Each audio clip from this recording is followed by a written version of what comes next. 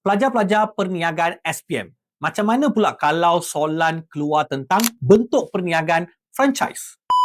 Pelajar-pelajar, kalau perniagaan franchise, siapa yang wujud dalam perniagaan franchise? Iaitu di antara franchisor dan franchisee. Siapa itu franchisor? Iaitu pemilik sebenar perniagaan.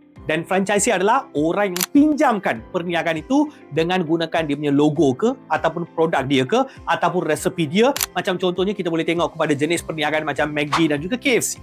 Dan kedua, iaitu perjanjian yang wujud di antara franchisor dan franchisee. Iaitu franchisor akan berjanji untuk memberikan iaitu logo ataupun jenis produk mereka untuk digunakan oleh franchisee, dan franchisee ni ada tanggungjawab dia, iaitu yang mereka akan buat di sini adalah untuk menjalankan perniagaan itu mengikut peraturan yang ditetapkan.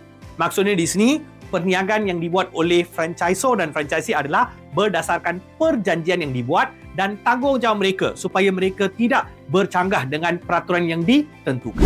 Harap pelajar-pelajar dapat maklumat yang betul untuk anda menjawab soalan-soalan dalam SPM. Kalau anda nak skor lebih bagus dalam SPM, pastikan anda join kelas bersama saya di StarTutor.